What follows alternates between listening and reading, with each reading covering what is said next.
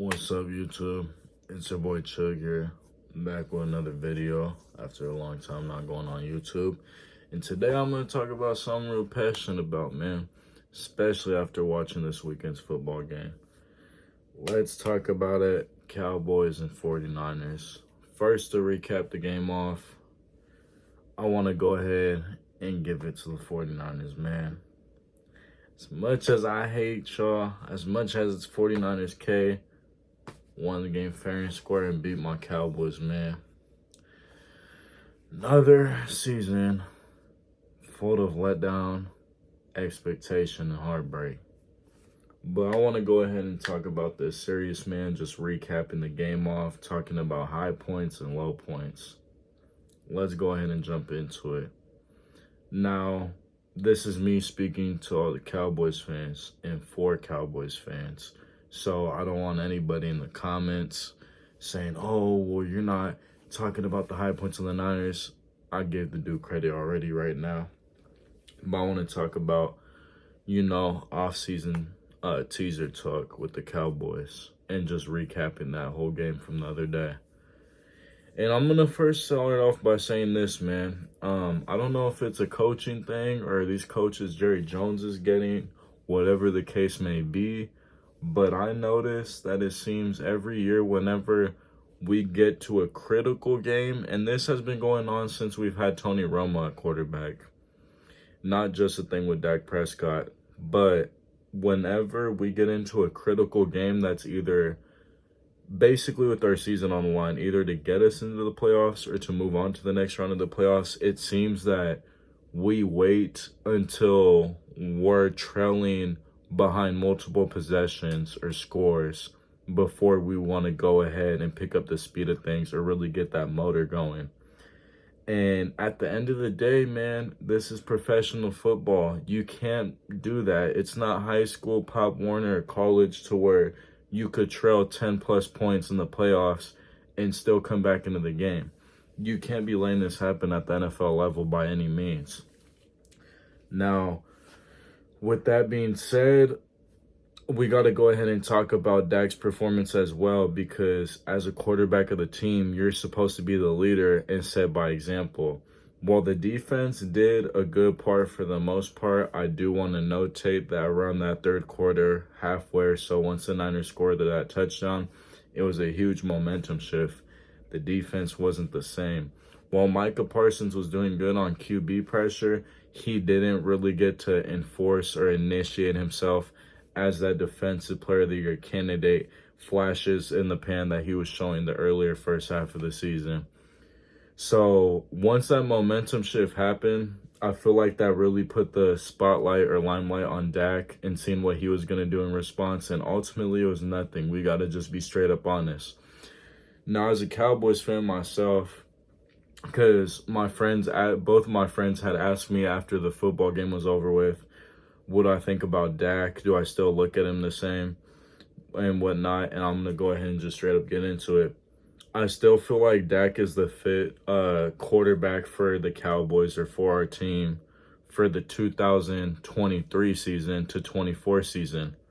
With that being said, I think we treat Dak the same as what the Raiders initially did with Derek Carr this season.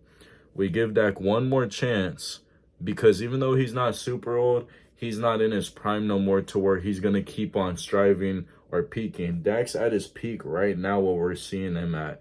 Not talking about this season specifically, but his age he's getting to, he doesn't really have much upside left is what I'm saying. He's already touched his peak. So all he can do from here on out is either retain it or start regressing. One of the two R's.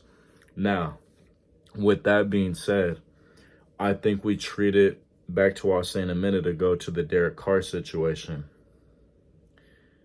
Give me 1 second. And I poured this into a cup.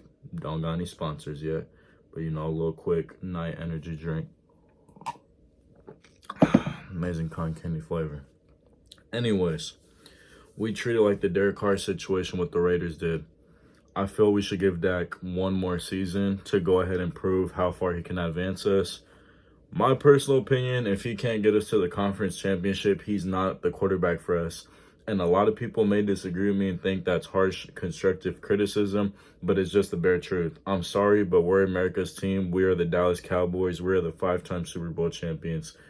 We should not be settling for an average or a just get by quarterback by any means, when there's various teams with less of overall, how would you say that? There's less teams in the NFL with overall strength that we bring to the table. And what I mean by that is there's less complete teams or franchises in the NFL that have better quarterbacks or more upside quarterback potential with their prospects than what the Cowboys have in Dak Prescott. Example being, the Jaguars are a less complete or less rounded team than us. However, Trevor Lawrence has much more upside than Dak Prescott. Same thing going for Patrick Mahomes. Same thing going for a Lamar Jackson. You know, multiple young quarterback prospects. Who else can we go ahead and name? Justin Herbert. To my personal opinion, this might be debatable. Some people might argue with me in the comments. I personally think even Josh Allen, even though some people have been accusing him of being a fraud to the franchise, only because he really only has Stephon Diggs. I feel like Buffalo's run game is very inconsistent.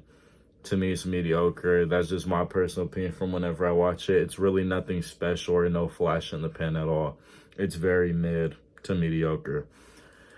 Now, I feel we give it another season a go with Dak. If he's playing really terrible, I'd say before the trade deadline that we should trade him for a first-round pick. And even though people would disagree with that too, the reason I say that is because if he's already going to regress within the first half of the season, why should we jeopardize us tanking and lowering his value even worse or less than what it's at currently, when we could go ahead, trade for a early pick, a first or second round pick, and then draft a younger prospect at quarterback, or we could draft and invest into our own line, which we heavily need to rebuild or reconstruct. And I hope Jerry Jones opens his eyes up to that. And we look into, you know, a quarterback possibly in the 2024-2025 season that could become a free agent or trade elsewhere with that pick and a player included. Now, that's just my personal opinion. You guys please go ahead and let me know what you think. That's just my recap of the game. As far as that final play goes, I know a lot of people were saying that was one of the worst plays they ever seen. My personal thought is, I see where the Cowboys were going with that, and I actually like the construct of the play at first.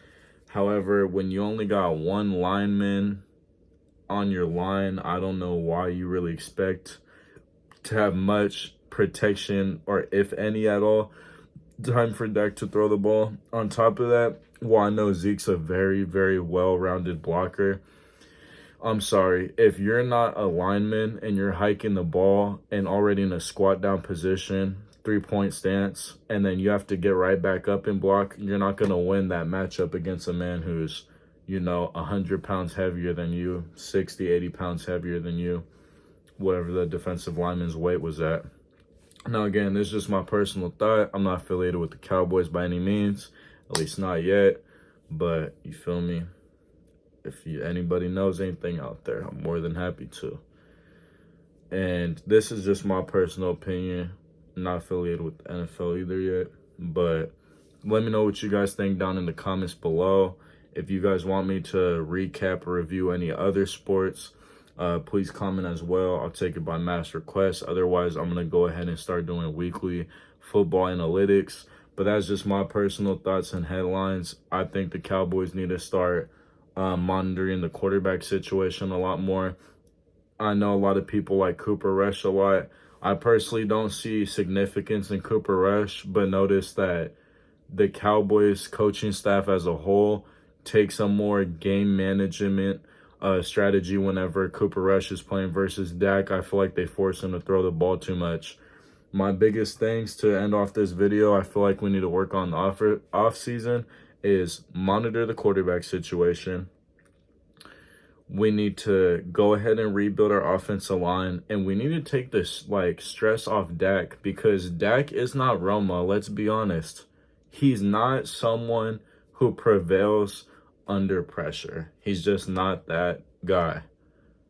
And with that being said, when you're forcing him to throw the ball, this man's starting to look like a great value like Jameis Winston. Like, I'm tired of this, like choking, man. But anyways, Niner fans, enjoy that win. Let's see what y'all do against Philly. I'm Choog, and I'm out. Peace.